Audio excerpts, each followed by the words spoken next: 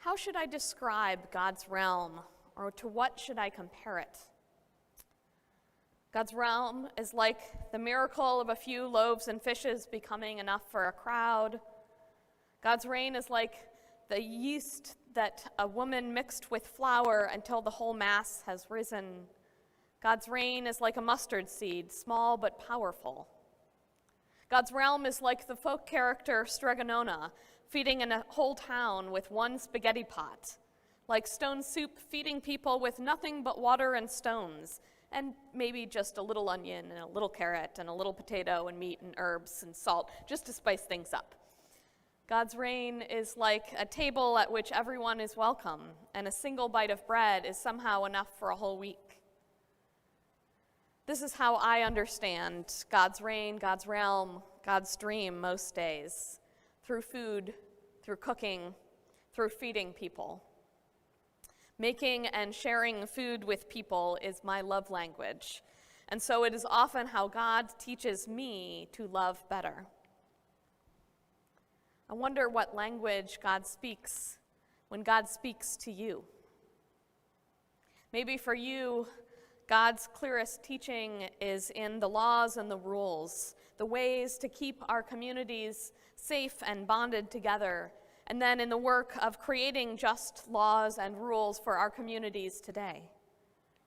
Maybe for you, God's reign is most easily seen in the miracles of Elisha curing Naaman of Hansen's disease, or Jesus putting mud on the eyes of the man born blind, and in the modern medical miracles of things like vaccines and gender-affirming hormone therapies and non-invasive laser surgeries, things that keep so many more people alive so much longer with such better quality of life.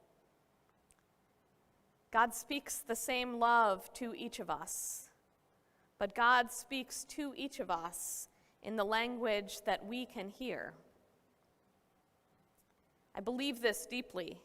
I've seen it in the world around me, in the histories of the saints and in the scriptures. I have, for instance, never yet found that God has tried to talk to me in a dream about NASCAR drivers speaking Mandarin, and I doubt it is likely to happen because I speak neither NASCAR nor Mandarin. God speaks to each of us in the language that we can hear. So you'd think it would be a little easier to understand. I think the problem is sometimes it is that easy, but we don't realize God is speaking to us because it's not what we were taught to look for. Maybe it's not how God spoke to our mother or our Sunday school teacher or our grandfather, and so it's harder to recognize even if it's technically in our own language. Often our own biases and blind spots can keep us from opening our ears and eyes to things that we could understand if we let ourselves. For instance, much of the Western Christian idea that Pharisees were out-and-out villains with handlebar mustaches of some sort comes from a lack of understanding as time went on our part, how similar the Pharisees and Jesus' followers really were. I think today's is one of the stories where it's a little easier to see that when they come and they say, "Get out of here, someone is trying to kill you." It may not have been totally understanding what Jesus was about, but at least it was trying to save his life. Pharisees were those who took seriously the job of learning and interpreting the scriptures and following the ancient practices of the laws in the scriptures. All things that we see Jesus and his friends doing at different points in the scriptures, just differently enough for it to drive the Pharisees nuts. We receive the stories now as if the gap between Pharisees and Jesus followers were like the gap between the Green Party and Trump supporters, when really it's more like the gap between me and my Episcopal colleague in Zionsville, who always likes things just one step fancier than I do and says things just a bit differently. And we frequently poke each other with a stick, like sister and brother, and have ideas that kind of horrify each other, but we also love each other like a sister and brother. And when we aren't looking, we mostly agree on the big stuff. It It would be ludicrous for our families 20 generations from now to think of the other group as evil and dangerous. And yet for centuries, Christians have done just that to the descendants of the Pharisees, who became the rabbis and synagogues of most all of modern Judaism, since their practice around Jewish faith and culture didn't depend on having a temple standing or being the rulers of Jerusalem in the political realm. And so today we have to unlearn what we have been told God is saying in the stories of the Pharisees and Jesus if we want to hear clearly what God was really doing in those stories. Sometimes we miss how clearly God is speaking because of what we bring to the conversation. And sometimes God speaks in ways that are strange to us because that's what will jolt us into understanding. We have to hear it in a way that is new or different or odd. For instance, many of us have heard today's reading from Genesis many times, and we have heard it start and stop exactly where it starts and stops today in the lectionary.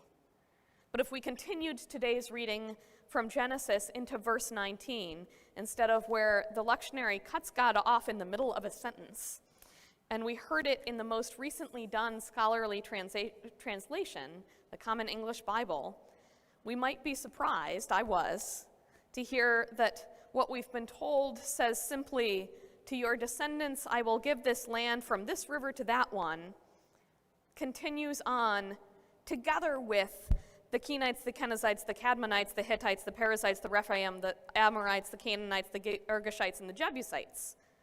And while I think Al is probably not sad that we didn't ask him to read that part, I'm a little sorry that we didn't hear that the land is given to Abram's children together with all these people for whom Abram's children are supposed to be a blessing. Sometimes we have to get caught up short to hear how God is speaking to us, and that's why it isn't easier to understand. And then sometimes I think it simply isn't about us, and we just get to watch. And so we see God speak clearly, but we don't understand because God is speaking to someone else in their language and not to us in ours. This, I think, is mainly the case with this story about God and Abram. It seems most likely to me that God spoke to Abram not primarily for sending a message to us in 21st century America, but to, speak to Abram. And so God spoke to Abram in ways that Abram would understand, in the language of ancient ritual sacrifice and tribal transaction. Bring me animals at their best, animals that are old enough to be grown, young enough to be tender, animals that are the best a herder has to offer. Bring me the animals that you would use to seal a deal with the next nomad over. Bring me the tools that I can use to speak convincingly to you, to make you understand how serious I am about this promise I am making to make you and your descendants an immortal, unending line. And so Abram brought the animals and split them down the middle in preparation for a ceremony of covenant. But God didn't ask Abram to pass down the middle, to be the one bound by this covenant. Instead, God waited until Abram was not in a position to reciprocate, and then swore to Abram, in the terms of ancient tribal covenant, "May I be split in two like these animals, if I do not do thus and such." God doesn't promise what the timeline will be in this story. In fact, it takes several more chapters, extending over quite a number of years, and a couple more conversations just like this one, before Isaac, the promised child, is finally born, to get going on that whole many, many descendants thing. Much later than Abram and Sarai thought would be possible. But they kept following, hoping as much as trusting, I think, that if God had spoken to call them forward once, God would do so again. And that God meant what God had said on the night that the fire pot and the torch passed between the sacrificed animals. I will be your God, and you will be my people, and nothing that you can do will change that. This is not a conditional covenant. This is not like the later covenant where God says to David, if your children remain righteous, they will remain on the throne. This one is for keeps. There is no prenup saying, if you do this, the contract is null and void, or if it doesn't work, I get all my stuff back. God is all in, and God will stop at nothing to get each and every one of us on board with that. There will be lots of opportunities for us as a congregation in the next few months to listen and watch and ask, what will we miss God doing if we don't look for it? There will be, I expect, lots of times when it seems like God is not speaking clearly for you as you discern your path forward with a new priest, and for me as I try to figure out where I am being led to serve next. It's likely to be challenging and confusing at times for both of us.